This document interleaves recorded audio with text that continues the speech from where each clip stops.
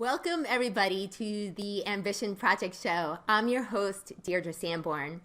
On this show, I interview ambitious leaders who share their stories about what's worked for them so that you, the listener, can achieve greater levels of success at work, with your teams, in your communities, and in your life. Most ambitious people I've ever talked to have a bucket list and are thrilled when they're able to check things off that list.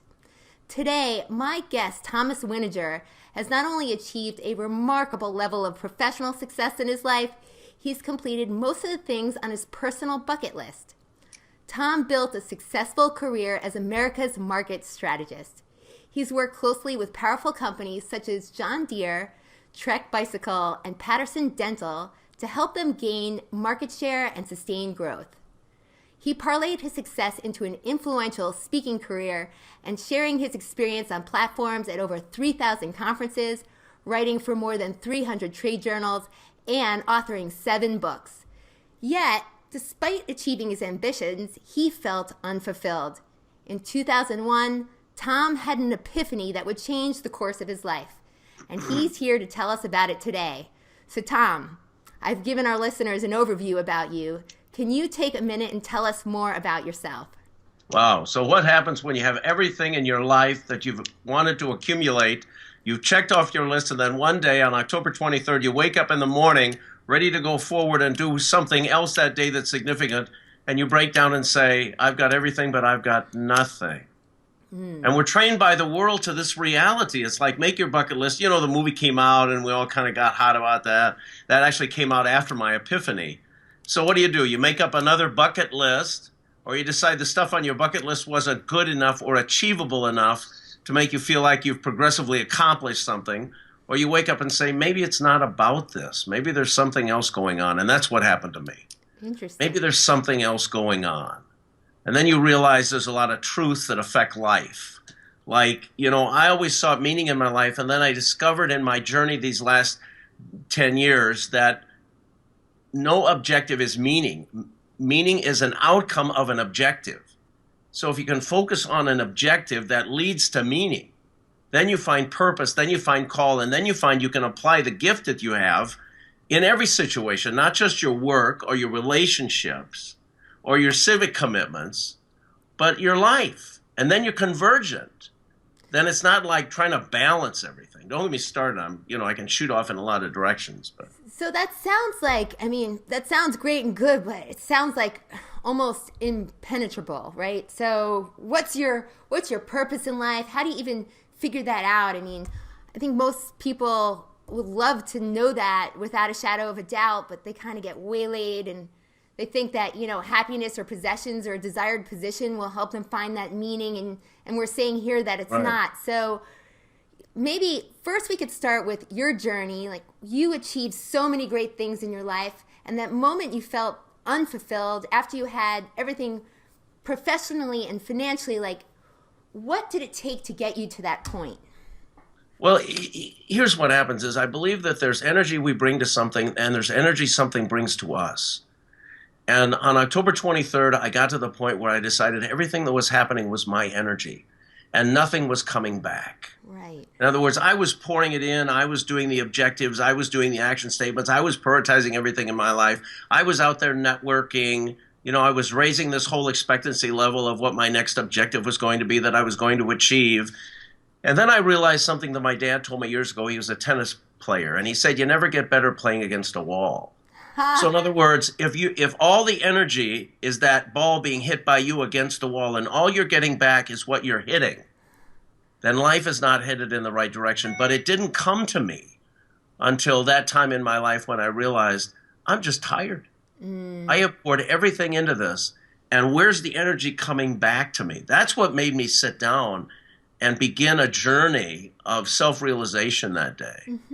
Then over this journey, I went back to school, actually, got my master's degree in Thomistic moral theology and Aristotelian thinking, which scares a lot of people, but it's actually pretty basic stuff when you unpack it in real life, and you realize there are truths here you can't get away from.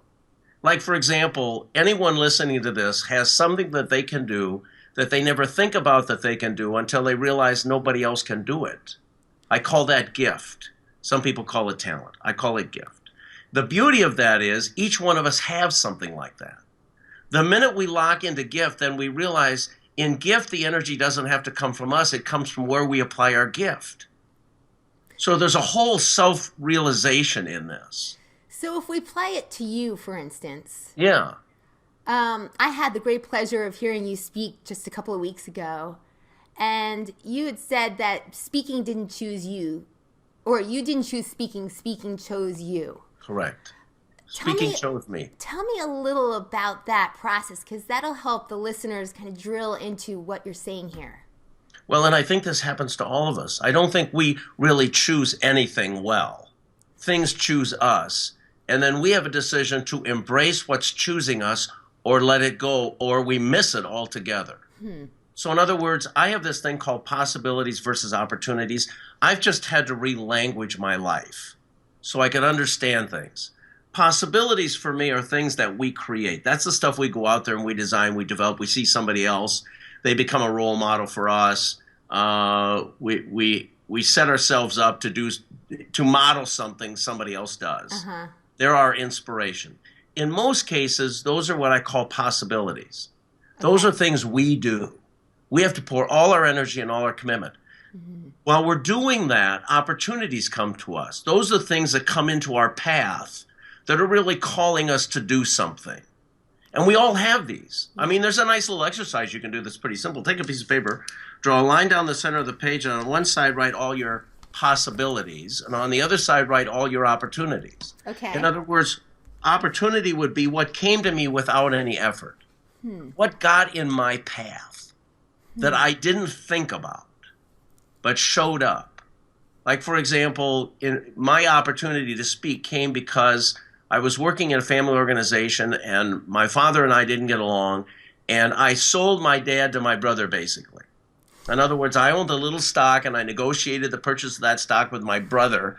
Well, it didn't come out right in the press, but it did come out in the press, and as a result of that, I started being invited to speak. Right. So it chose me. So you're saying that you don't necessarily run after your ambition, that what you're supposed to be doing, your purpose, comes and finds you. That's my belief. Interesting. My belief in the analysis I made of my own life, and I've done with hundreds of other people now over the last 10 years since I've been on this work. This is my work now with individuals and organizations, because I think the same thing happens to organizations. They have things that come to them and they miss it because they're like 8-track tapes. They're just too busy making the greatest 8-track. Yeah, nobody knows what that is anymore. But anyway, so I'm really aging myself. But when I first came out, we were doing tapes, and stuff like that. But they missed things. Kodak missed it as an organization because it wasn't a camera. It was the ability to capture images and store images that people wanted. That was the opportunity that came to Kodak, even with individuals. I mean, the beauty of my life was, and then while I was speaking, so while you're active, things are attracted to your activity. It's like people can't say, well, I sit down and I wait for it to come to me. No, opportunities don't come to people that sit. Opportunities come to people that are active in something. That's exactly right. So it seems like a little bit dichotomous in terms of like, all right, well, if the opportunity is going to come to me, then bring it, right? Yeah, I'll just wait for it to come across my path. But you're suggesting that it's an active process. It's like you're on a journey, you're on a path, and the path won't reveal itself to you until you're walking down that path. Bam. You said it so well. That is exactly how you say it, Deirdre. You say it. The things come to your path to confirm your path or disconfirm your path, if that's a word. Yeah. It disconfirms or confirms. And so we need to make ourselves cognizant of these things. Yeah. And you need to quickly know how to shove off the 2s and 3s and focus on the 1s. So how do you know what's a 1 and a 2 and a 3? I'm a shiny object kind of gal, right? Like, oh, that's great. That's super. That seems really great. But how do you narrow it down so that you really know what's calling to you?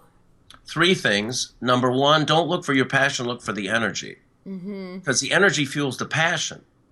So if somebody says, I'm not passionate about this, I said, then there's no energy in it for you. So that's number 1. Look for the energy coming from it. Okay. Number 2, look for how much it's contributing to you versus how much you're contributing to it. So in other words, is 80% of what the possibility is coming from it, or is 80% coming from you? So for example, a number of years ago, I started a training company because I believed everybody wanted to be trained with my stuff. I poured 150% of myself into developing training materials, and it was a possibility, not an opportunity. Interestingly enough, though, the company did $800,000 in the first year. So I thought, well, this is successful because it's a financial success. Right. But it took all my energy, so it had no sustainability. That really ties back to what you were saying at the very beginning of this conversation, where it was about you were putting so much energy forth. Is an indication that you're headed down the wrong path, that you feel drained by what you're doing? Absolutely. And truly, that tends to come to you first, hopefully. Yeah. The problem is, if we're getting some energy, and some people are passionate by nature because they're just self-determined, which I have a little difficulty with today, personally, because I was a self-determined person. Yes. And there's a benchmark of which you're not going to get above in self-determination. Ambition can only take you so far. So I used to be in the banking community, and I was surrounded by people who were incredibly ambitious and determined, but oftentimes they felt very drained by what they did. Right. How would somebody like that recalibrate their energy so that they felt more fulfilled in what they're doing? Well, the first step is self-assessment. Yeah. The first step is sit back and diagram how you got to where you're at. Mm-hmm. The easiest diagram is what I just gave you.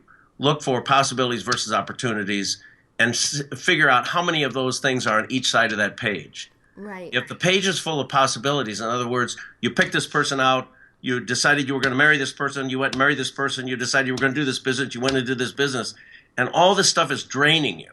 Right. Then move to the opportunity side and say, where did opportunities come to me that I took advantage of? Interesting. That I didn't take advantage of? And what happened to those opportunities that I took advantage of? And how deeply did I get into them? So this is not to say, look at your life with regret at the things that opportunities you passed up, but rather see the opportunity, the ones that you went after, and how that became fulfilling and exciting and That's right. led you down. And I went through that stage. If you don't have somebody guiding you, you're going to go through that stage, and it can be demoralizing. Because I didn't have anybody guiding me. I basically jumped into this with myself to figure out how this was, because I did not want to admit to anybody. The person who shows up in their life and they're very successful and they're at the top of the game, and all of a sudden they realize there's no meaning, no happiness, no joy, no satisfaction. You don't want to admit that to anybody. Thom, that is such a big thing, because I feel that a lot of people, including myself, right? You're like, well, I don't want to admit that I'm wrong.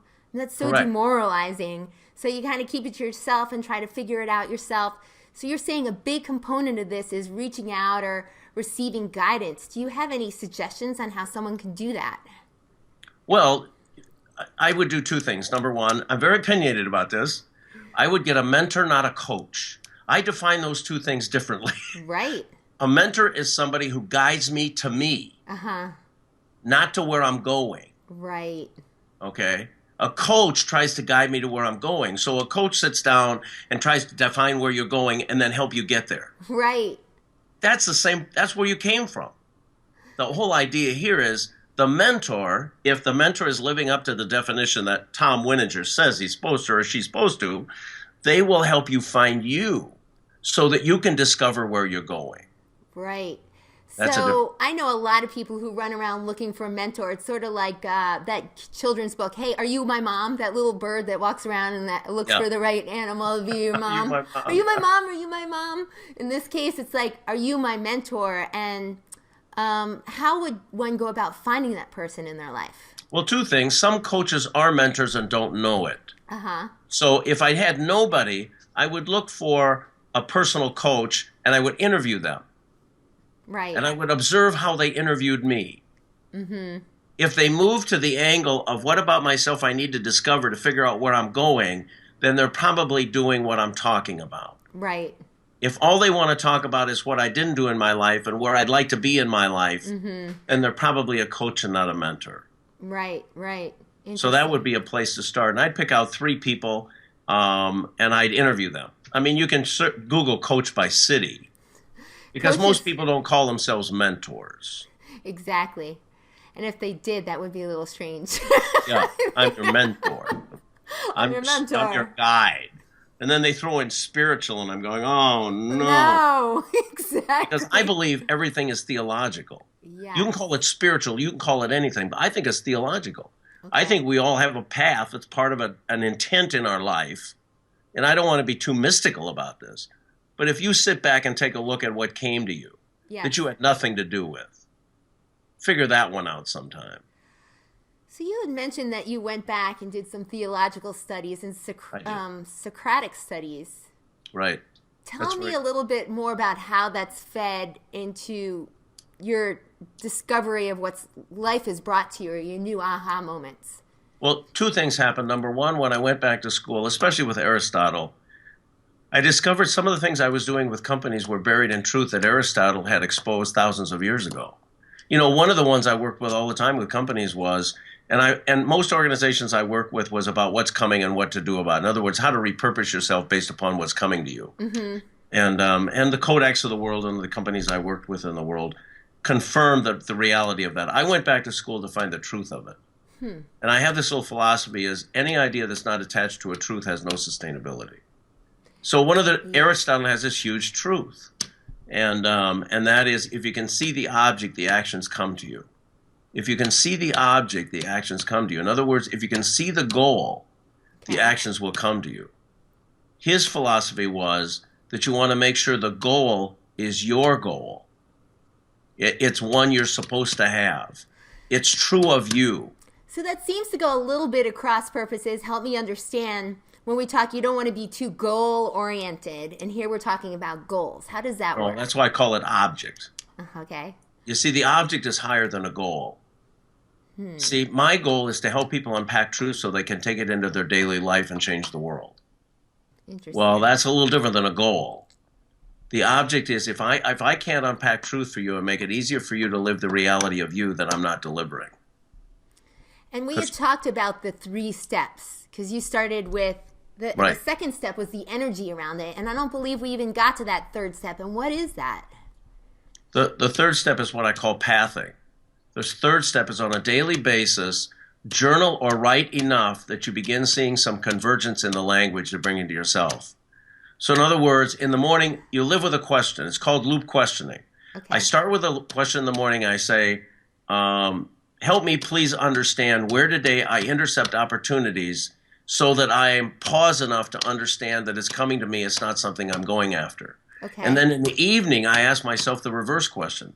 Where today did I observe an opportunity? Something that was coming to me that was not part of what I went after. And what do I need to learn about that? If you do 30 days of that, that's called pathing. That's huge, because then it gets you away from some artificial or presupposed goal that you've set for yourself, and you're able to discern more clearly what's coming toward you and what is energy that fills you up as opposed to depleting you. Right. Do you agree? And that's right. And some people will say that that's reflection, and I call it recognition. It is reflection, but in the secular world, it's easier for somebody to say, well, recollection is recognizing something that's already there in the midst of everything else you're doing. It sounds like the word that people use, journaling, which sounds like a froofy kind of word that not many people in the corporate world like to use. But how would this apply to the corporate world or organizations or nonprofit? Because you certainly do work with a lot of companies using this methodology. I call it noting, not journaling. Yes. Take a note. We all take notes in corporate America. So I have this little note. This little notebook. I don't have it handy, but it's got a little string on it, and I carry it everywhere I go. I was a journalist. Yeah. Journalists take notes. Even great authors, who write novels, carry notebooks with them because they'll see a tree and a leaf, or they'll see somebody's face on a street corner. That's basically what you're doing. Mm-hmm. You're acknowledging or recollecting or taking a note about a recollection. Mm-hmm. So after you meet with a staff person in a business environment, take a note about something. Yeah. You don't have to journal. I mean, that's too much work. I note take, I don't journal. So just taking a note is important because it puts a bookmark in it, would you say? Or do Right. a lot of people just let things go by in their life without really taking a moment to acknowledge the importance of something? Right. And noting is about what you heard, not what they said. Right, right, So right. it's a recognition of it's like I say when I speak to groups, I say, don't write down what I say, write down what you hear when I say it. Interesting. So it's a process of listening to self. Okay? So this That's listening noting. to self is not only personally applicable, but it's also applicable within the corporate world. Oh, Would you say? absolutely. You cannot separate truths. Yeah, same thing. There's a huge truth I worked with in corporate America that went back to Aristotle, and that is it's not what you sell, it's what the customer buys. If what you're talking about is not languaged in the terms of who you're speaking to, there's going to be no value effect. Right. So So I think people that are would so busy talking about themselves, the person with them isn't even listening because they're not talking in relationship to the other person, they're talking in relationship to themselves. Wow. Well, can we bring that maybe back to the Kodak analogy you had mentioned, Right. where they were so busy or so focused on selling a product, which is the film, instead Right. of capturing moments that They were a missed part of the people's moment. lives. In the moment, they missed the moment. Oh, So it's easy to say this now boom, because boom. for practical purposes, they're kind of gone. But Right. even in the midst of seeing that, they were so busy trying to figure out how to manufacture the product of film that they missed the opportunity for the future. And the sad part is that the chronicles of history will say that Kodak had the technology to do it. They Yeah. had the imaging technology to do this, You know, and they really missed it. I actually had the great pleasure of hearing Jeff Hazlett speak. Oh yeah, Jeff, he was a marketing guy. He was a at- marketing guy at Kodak, and he said Yeah. they had the digital technology, and they simply didn't turn their attention to it, their focus. Right. So it was right there. And the division I worked, consulted with Kodak was the professional photography division, not the Interesting. film or camera division. Okay. I was really working on the outside edge where the professional photographer was using digital photography and converting to digital photography to capture weddings and family reunions and professional portraiture and that. And I was seeing that change happen. And as we were working with a professional photographer, he was trying to sell digital photography rather than the stories he was telling or she was telling with the photography. Totally different. Yes. Yes. So anyway, there were two tensions going on. One was to convert the professional photographer to image capture while the Okay. company was focusing on producing more film. Wow. So The tension was in the middle. there was divergent paths, though, even within the Exactly. company itself. Exactly. And the professional photographer, for all practical purposes, was almost going out of business because the consumer was getting into digital photography, Right. being supplied by competitors. So if we were to back it up and just look at it from a corporate perspective, if they were to use the steps that you prescribe, how would they have done things differently using your step-by-step approach? Well, first of all, they would have stepped back and taken a look at what the marketplace is yelling at them. Because we all run into this. I mean, if, for example, I'm running around the country helping, independent businesses figure out how to act like big businesses. Right. And I started listening. And the minute I started listening, it came to me, this opportunity came to me, that the main pain that these companies were having was that they couldn't compete against low-price competition. Right. They weren't focused on how to grow their business, how to be large when you're small. The main pain that they kept coming to me was, Thom, yeah, but the box store's opening up down the street and I'm going out of business. Huh. And so fortunately, that moment caught my attention.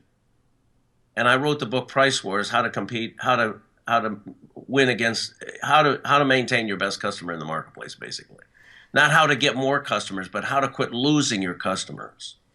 So finding the opportunity within the pain is what you're suggesting? Right. And I push that today.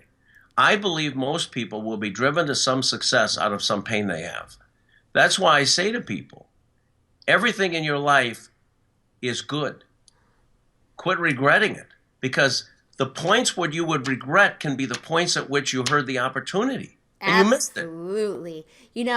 I've come over my years of, maybe fewer years than you, but still many years of living, that quite a few less than me right now. that the pain is really the biggest opportunity if you keep it is the wake-up call. Keep yourself open to it. That's right. Historically, if you're into it, it's Paul being knocked off the horse. Yes. Now, I don't think there was a horse. I think he fell down. But that's...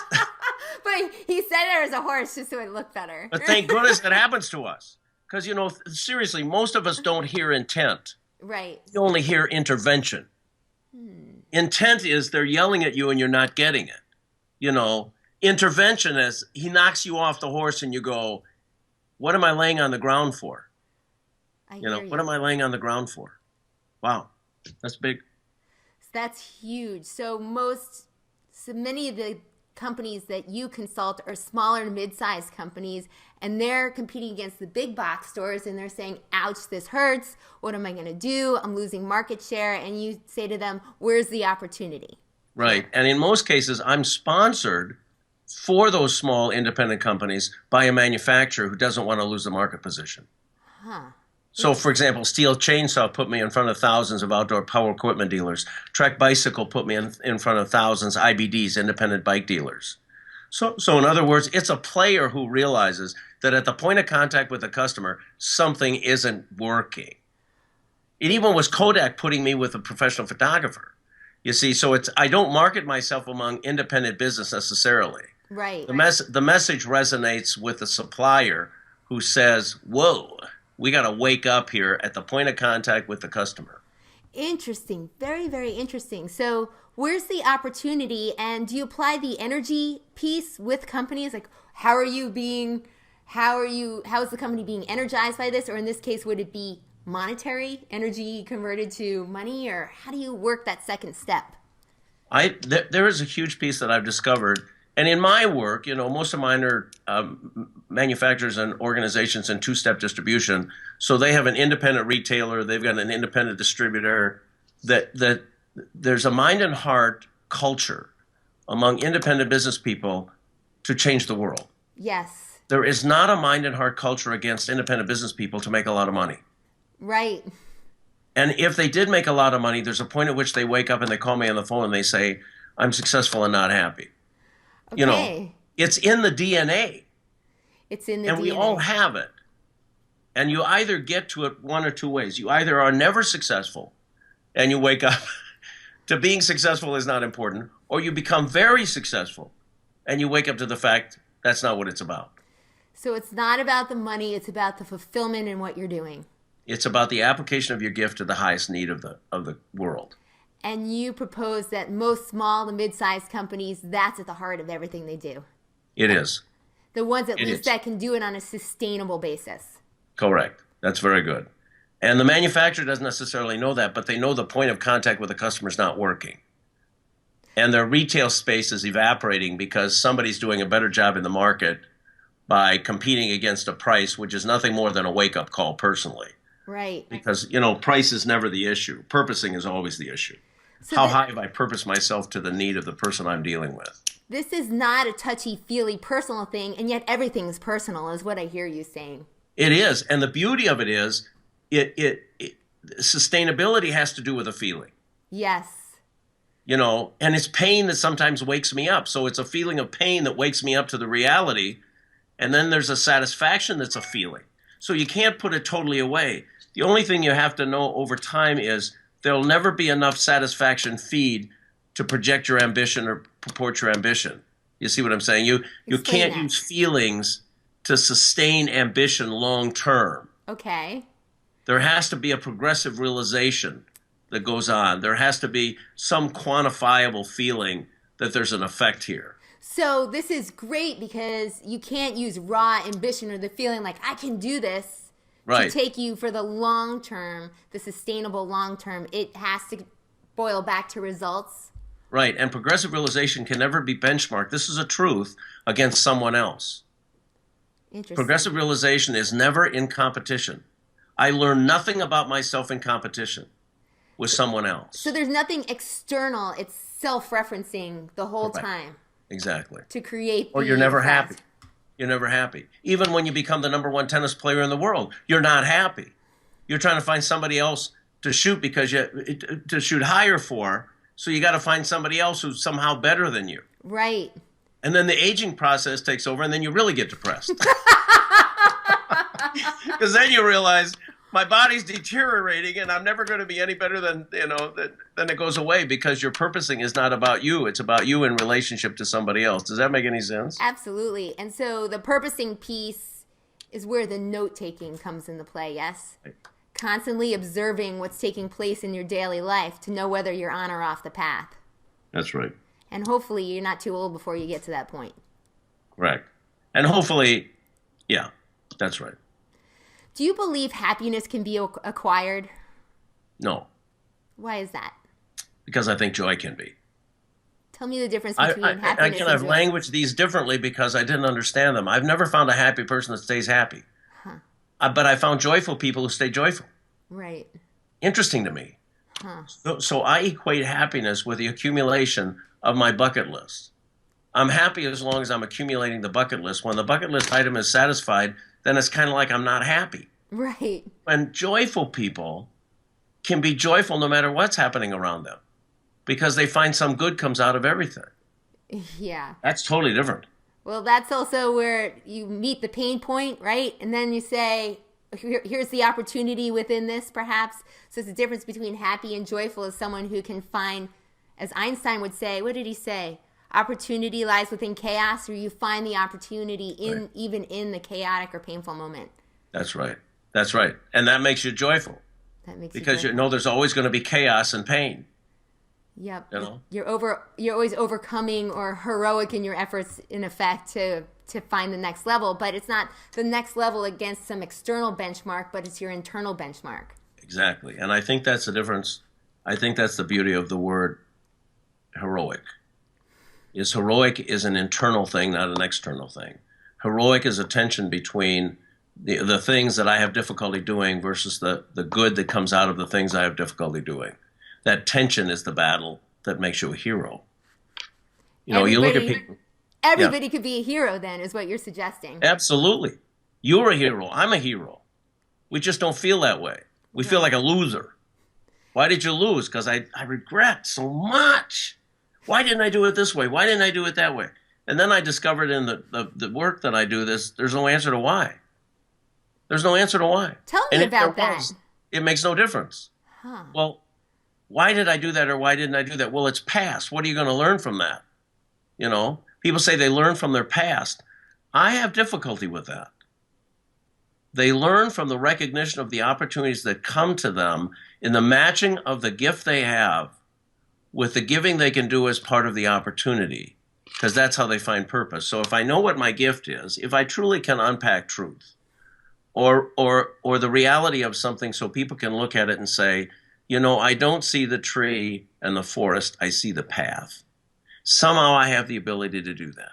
I don't know how I do it. I don't know where I got it. I can't explain it to other people. I get a lot of energy from it, and I can do it in almost every encounter without people even know I'm doing it.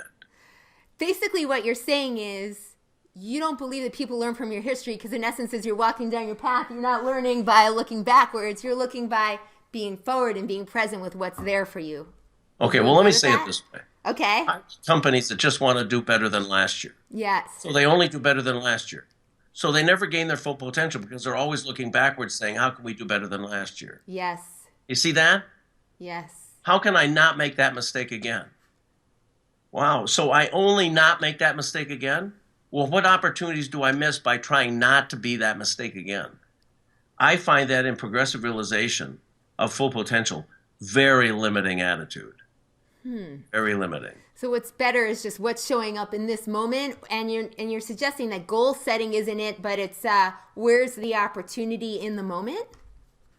How does someone? So my background again is finance and banking, and usually we like to do projections. We like to project out what the future is going to look like. Is that an effective benchmarking tool, in your view? I don't discredit that doing that. It's the same with companies. I don't discredit drawing a line and saying you're above it or below it. Yes. But what happens when the line shifts and you don't shift the line? Right. Because you're too busy focused on the line. Uh-huh. I've seen companies say, well, we want to do 7% better last year than we do this year than we did last year. And if we do 7% every year, and then a company comes into the market and overnight, has 4,000 cars running around with little apps, and they're worth $62 billion. Yep. That's because they weren't trying to grow 7% a year. And when the opportunity came along, they were smart enough to throw away the line and go, there's a new reality here, right? That's disruptive technology. Disruption. Absolutely. Throw away the line, which means you're so connected to the past that you're not a lead dog anymore. I love dog sledding. I've done it a couple of times. I'm always amazed at that lead dog. But nobody behind the lead dog has any idea where we're going. They're just pulling the sled. Yeah. So to be truly disruptive, you have to be willing to throw the line away, is what you're suggesting, or cast your line forward. To be truly disruptive, you have to embrace the things that come to you at the deep level. Mm-hmm.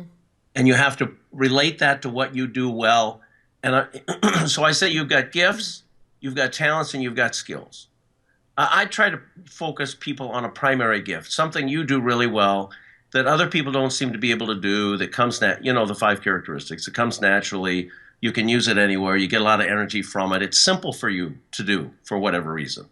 And some people are gatherers. That's a great gift. They can walk into a room and within 15 or 20 minutes, everybody in that room wants to be with them.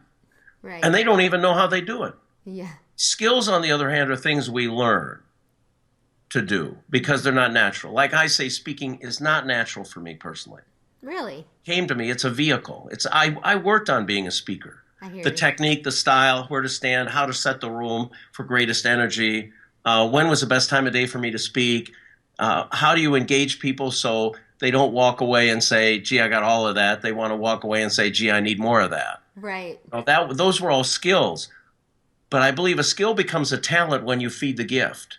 Yeah. So if my gift is to unpack truth in that presentation, then the skills that I use to support that engagement become talents for me because they're feeding the highest ability I have. This is such an interesting conversation because when I heard you speak a couple of weeks ago, you had mentioned that you repeated 3rd grade several times and things didn't come naturally to you. 2.5, actually. 2.5. I rounded up to 3 because I felt like I'd been there 4 years because I was sheep. So here you have somebody like yourself and like me. I share the same tendency as things don't come easily to me. I have to really work at things to make things happen. So that's a gift. Is it? Tell me about that. So there's an opportunity within a pain. But being called to have to do that brings you to a recognition of your self that takes you to a deeper level of self-understanding and discovery. Yes. Then you say, well, if I have to unpack everything to understand it, I don't have time to understand everything. So what is really valuable for me to understand in relationship to other people who encounter me? Then you've got a relationship of gift going. Because the G of gift and the G of giving are interconnected in this journey. So if I have a gift and I don't give the gift, I just broker the gift. You see where I'm going? Yes. You're not going to make it. Because you believe the gift is there to bring you money. Right. Rather than meaning and satisfaction and joy. So, and that's what some people do. I mean, the singer who brokers their gift and doesn't give the gift, so that they go on the stage with the idea, I've got 18,000, 100 million people in front of me, and I'm going to walk away with $15 million tonight, are on the stage for the wrong reason. Right. The minute they're on the stage for the right reason, wow, the career takes off. There's no brokerage in the gift. What I hear you saying, though, in really challenge to develop your gift or really have to dig deep to figure that out. Number one, to recognize it. Number two, to language it. Yes. Number three, to test it. Mm-hmm. You test.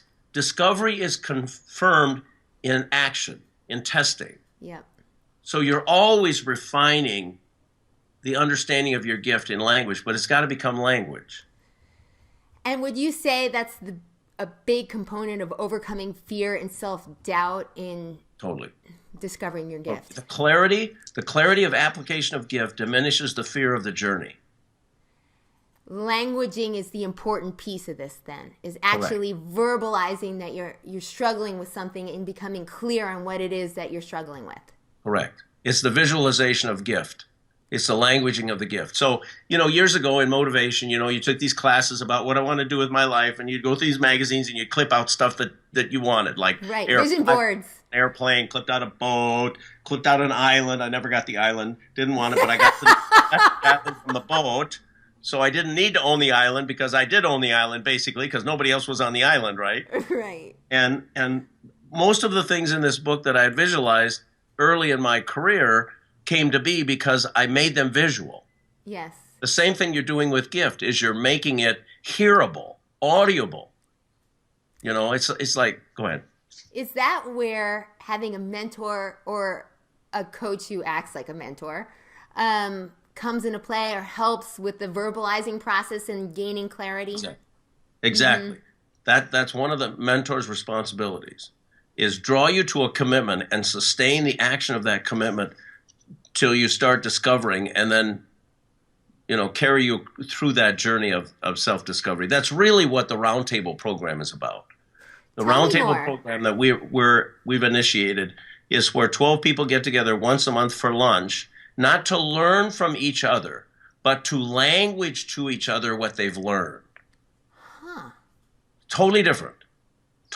And they go through 12 what I call passages. There's kind of 12 passages, what I call to self-discovery. Now, that's a misnomer because you never arrive at self-discovery.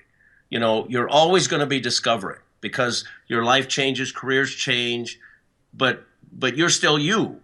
Right. So how do I discover myself in relationship to after job or in relationship to after college? That's a big piece today. Right. I get lots of young people. I've got 60 young people coming to one of my one-time roundtables in 2 weeks. And I'm going to walk them through how you were looking for a career and didn't get a life. And they're all under 30 years old. And they're going, what happened? Under 30, they're already coming to this realization. Oh, yeah. And we force that on young people because they went to college. They were looking for a good job. So they picked out a career that they thought would get them a good job. And the career wasn't based upon their gifts. It was based upon, that's a good job. Right.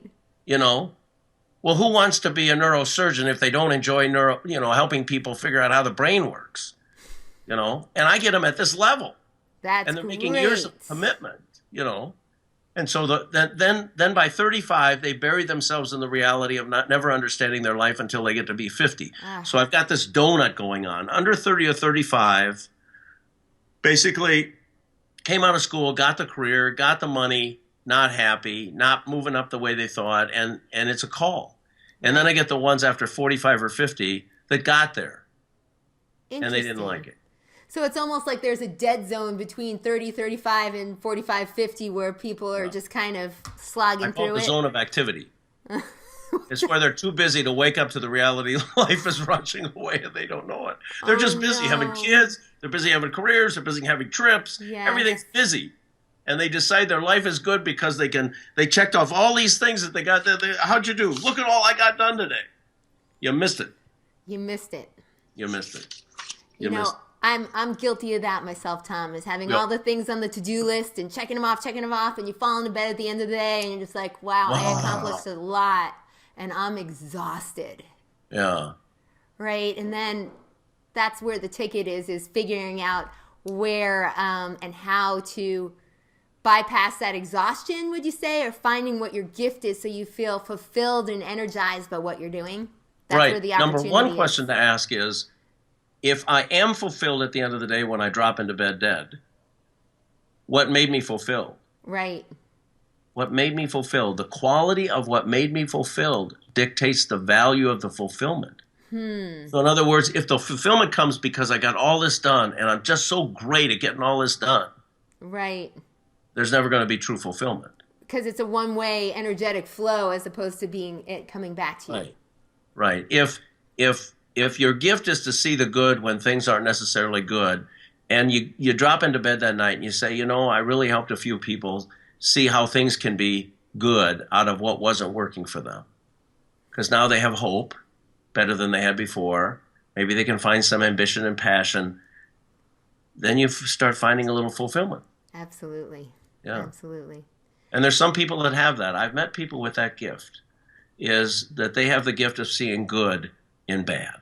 Yeah. It is a wonderful gift. They don't even know they do it, but everybody wants to talk to them because they walk away feeling like, wow, there's hope in the world, and my life, Is there a way to cultivate that? Can anybody do that? Oh, absolutely. I think that's a skill that can become a talent, is the ability to never leave a conversation down, always leave a conversation with hope. Yes. Good speakers do that. Yes. They learn that. They learn, Absolutely. and it's the same with me. I mean, I might be hopeful and whatever. I still have to remember to leave them up. Don't leave them down. Yes. But I hear speakers that talk about all their pain in their life, all this time that drove them to be successful. And I get done and I go, I don't want their pain to be successful because they left me down rather than up. Wow. The book left me down rather than up. Mm-hmm. The movie, is that all there is? There's got to be more than that. There is more than that for all of us. What about the speaker who comes in and leaves everybody feeling great, but leaves them with nothing to sink their teeth into, like the fluff and stuff motivational type speaker, or I would say type person, or is there a value with that or no? Well, I call those the story people. They tell the story. They don't tell the process of the story. So the story's good and you go away and you feel good about it, but there's no way to apply it in your own life because there's no process there. Yes. That's what I call passages. There's no passages. In other words, what do I need to do to get to the next step? Right. If I can do that, and it is not just self-endurance. Do you know what I mean? Yes. Most people don't believe that they can endure what that poor person endured. Yes. To get where they want. And even if they were in the same situation, the same thing happened, I go, I wouldn't be able to do that. But in my own little bitty life, what could I do? Can every morning I write myself a good question, and during the day take a few notes, and in the evening reflect on, right, or recollect, the secular words, recollect on what that meant to me today, and then every 30 days go back and highlight in yellow the things that jumped out that were the same answer to different stimulus. Wow, that's called convergence of message. So I met all these different people. I went all these different places, and each day that I took a note, I came up with a similar note. That's wake up. That's wake up call. That's how I got to unpacking truth, is that people will say, I never saw it that way before. I get so many people going, as the president of a company says, I never looked at it that way before. I was too busy in the middle of it to see it. Well, this has all come to me. Yes. Because I didn't know where to start on October 23rd of 2001, when I ended up in Grapevine, Texas, and it said the epiphany is, I've got everything and I've got nothing. That was my epiphany. My epiphany wasn't, gee, this is what I need to do. That wasn't my epiphany. Yes. I've got everything and I've got nothing. Deirdre, in all honesty, the journey is painful. And what it says is that you're not confident in yourself. That's why you have to language to yourself. The first thing everybody does is they run around and meet with people, have lunches, and say to the other person, what should I be doing? This is what I've been doing. What should I be doing? Well, you're never going to get a straight answer. They're always going to try to agree with you. No, and you don't even know where you're going. So now you got people agreeing with where you don't know you're going. It's like the Cheshire Cat in the tree and Alice in Wonderland. And Alice says, where should I go? And the Cheshire Cat says, I don't know. Where do you want to go? And she says, I don't know. And the cat says, and any road will take you there. I'll just support you, Alice. Get out of here. Yeah. So you've provided us some great steps today. And you had talked about the roundtable. Where can people find more information about that roundtable? And so I'm in Dallas, Texas. Is there a way for us to be able to host a roundtable here, Thom? Two things. People can go start with winninger.com, my last name.com, winninger.com, winning with an ER on the end. And you go and you click under resources and go down to roundtable. Yes. Things are happening. This is very organic. Number Excellent. one. I meet with people individually. We're setting up the round table here in Minneapolis. It's once a month. You get together basically for lunch with 12 people, and we're going to do it everywhere in the world that somebody wants to put together 12 people, basically. And we can do it two ways. I can either Skype or, broadcast in, or I can give materials, probably begin with broadcasting me in. Each month they do one of the passages.